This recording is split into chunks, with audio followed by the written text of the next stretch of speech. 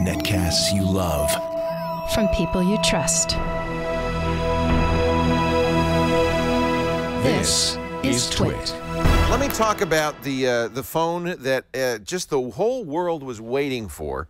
In fact, so much attention, so much hype around the Moto X phone that I think a number of people, especially geeks, were very disappointed when they finally got the story on the Moto X. This is the first phone from Googlerola. I call it Googlerola. You know, Google bought Motorola for $12.5 million about a year and a half, 2 years ago. The deal finally closed about a year ago. And finally, after all that time, this is the first phone to come out of that union. There have been other phones. In fact, Motorola announced phones just a couple of weeks ago, new Droids, but those were already in the pipeline. This Moto X is the first. Now, let me talk a little bit about what makes it unusual. It isn't the specs. In fact, if you look at the specs, they're kind of unremarkable. It is a simple phone, right? Very clean. I'll show you the size in relationship to another very hot Android phone. By the way, this is an Android phone. This is the HTC One. HTC One also 4.7-inch screen, but it's both thicker, taller, and wider than the Moto X. That's because they were able to get this Moto X into the phone, the big screen, without, you know, it goes almost all the way to the edges of the bezel. It isn't quite the high resolution, I'm sorry to say, that the HTC One is. It's a little bit disappointing in resolution. It's only a 720p phone, 1280 by 720.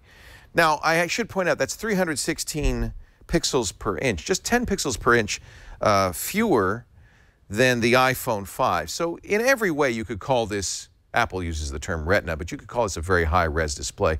But I think there's some geeks who say, well, 4.7 inches, it should be 1080p like the HTC One. It doesn't bother me. And one of the reasons Motorola made this choice, but there are really two reasons. One's for better battery life, the other is for better performance. It is a dual-core processor. It's actually a larger than a processor. It's the X8 system, which includes dual-core ARM processors running at 1.4 gigahertz, 4 GPUs. These are Adreno 320 GPUs, very fast GPUs. You can see what they prioritize based on this. And there are 2 dedicated Motorola-designed DSP chips in here, which do artificial language, natural language interpretation. They're the always-on listening chips, and they give this phone some very interesting software features. I'm going to get to the software in a minute because really that's the most important part of the phone. But just to finish the hardware specs, a 10-megapixel rear camera, 2-megapixel front-facing camera. It comes with Android 4.2.2, not the latest Android. That was a little bit of a disappointment, but Google and Motorola assure us they will get the newest Android very quickly. And I'm not surprised because if you look at this phone, it is very much a pure experience. Gone are Motorola's long-hated blur. This is the AT&T version, and you'll see it only has 2 AT&T programs on it, My AT&T and Visual Voicemail. It is not larded up with carrier software. And in fact, it's a very pure Google experience. This is about as close to a Google experience as you can get. It has 2 Motorola apps on it, the Motorola Assist, which is a very cool app. I'll tell you about that in a second. And Migrate, which lets you move from other phones, not just Motorola phones, but other Android devices. And then for the rest, it's pretty much stock Android. It's Google Maps, it's Google Now, a lot of Google Now. It's really almost a Google Now phone. The calendar is an older version of the Google Calendar. I hope they'll update that, but until then, of course, you can download your own. And it has a different camera app, and there's a reason for that. Instead of the stock camera app, and by the way, no physical buttons. It is the stock, what Google wants everybody to do. I think Google's using this phone in a way to tell handset manufacturers what they expect. It uses the soft buttons that are typical of modern Android installations. In fact, the only buttons on this are the power button and an up and down rockers for the volume, and that's about it. It's, I think, a very nice design, all plastic but very clean. This is a soft touch back. Now, let's talk about the differences that really make this phone stand out. First of all, it's going to be available on all U.S. carriers, AT&T, Verizon, Sprint, U.S. Cellular, T-Mobile, in the next few weeks. $200 on contract We don't know what the off-contract price will be, but it's pretty sure it'll be like most of the other high-end Android phones, between $550, $600 to $650. They have 16 gigabyte and 32 gigabyte versions. This is a 16 gigabyte version, and out of the box, it comes with almost 12 gigabytes free. That's one nice thing about having a simple Google experience and not a lot of carrier bloatware is you have a lot of free space on this phone. But the software is what distinguishes this, and I'll show you a few things. First of all, one of the reasons it doesn't have a stock camera app is so that you can do this. When you twiddle your wrist 3 times, it launches, even when in locked mode, it launches the camera app. You can, of course, do it the old-fashioned way. You can even turn this off. But that's nice because it's very easy. I'll show you. I'll turn off the phone, and I'll show you very typically how I might use it, and I've been using it for the last few days, is you take it out of your pocket, you go like this, and it's ready to take a picture. And there you go, I've taken a picture. It also doesn't have a shutter button. The camera app has a touch to focus and shoot button. And it's pretty quick. You won't miss a lot. That's taking a nice picture of the inside of my palm right now. Maybe I should move my hand out of there. And it's pretty good. It's actually a pretty good camera application.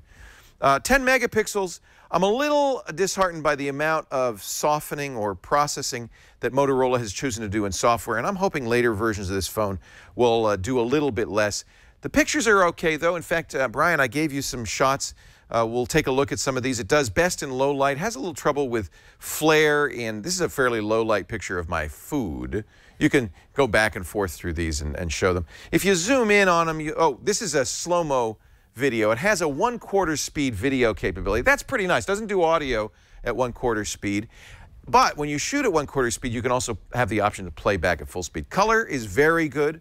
I think the color is completely accurate, and it's fairly crisp. All I would say is, Motorola, please turn down some of the sharpening. Here's another super slow-mo image. It's kind of fun to have that capability. HDR is also built in, panorama, but no Google Photosphere capability. That is not part of the camera on this. Camera, I'd only have to give it about a B.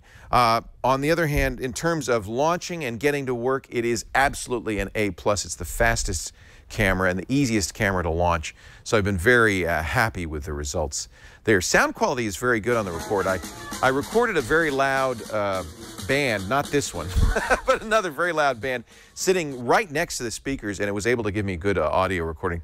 That's perhaps because it has 3 microphones, including noise reduction microphone on the phone. So I'm happy with the camera. I wish it were a little bit better quality, perhaps a little less processing. There you go. Those are the images. So that's software change number 1, the way you launch the camera. Of course, all the attention has gone to the second software feature, and that is always on, always listening. One of the reasons they have those separate dual DSP chips is so that the phone can sit on the counter. I'm just going to put it down here, and is always listening. You train it when you first get it out of the box by saying the phrase, "Okay, Google now," 3 times. Once it knows your voice, when you say, "Okay, Google now" to the phone, it'll wake up and you can send it commands. That's all without touching it. I'm going to get out of that because obviously what I said was completely worthless. Let's try something else though. Okay, Google now, what's the weather? Now I'm going to hold this up to my microphone, Brian, so you can hear its response. It's 70 degrees and clear in Petaluma. So it knows where I am because it has GPS, and in fact understands the query and speaks to me the answer. Now Google Now is already capable of this if you have Google Now on an Android phone.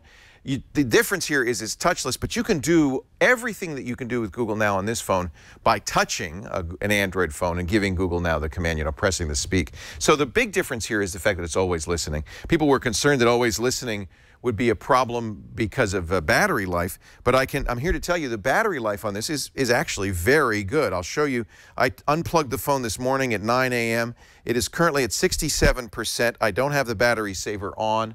And let me see if I can show you this. So we've been on for 8 hours, 3 minutes, 31 seconds, and we're more than half. And that's been my experience, 16 to 18 hours of battery life. And in fact, this is with the screen on quite a bit. I was playing with it an hour and 6 minutes. So excellent battery life on this. Do not worry about it always on depleting the battery. It does not.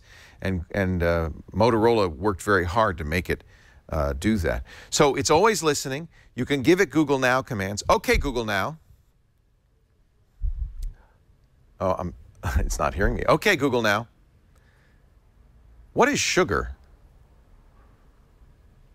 And just like Google now, it will go out, it'll do the search, it'll come up with the answer, and it will speak it to you. Especially sugar cane and sugar beet.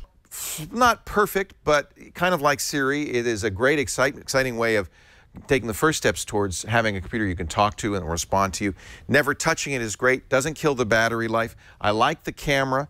But let me give you the pros and cons. I know I'm going on, and I've taken notes here, so let me just read them to you. The pro, obviously, is that always listening to Google Now is great. You can even say, when I'm in the car, I want you to read text messages to me, let me know who's calling, respond via voice. It's a really great phone for driving around, and it knows you're driving around. Based on the fact that you're moving at a certain speed. The camera launch and shoot, I think, is the fastest I've ever seen. The customizable design, I didn't mention this, AT&T is going to have the ability to try 17 different backs and a number of different accent colors. That's at AT&T exclusive right now, but eventually will be available on the other U.S. carriers.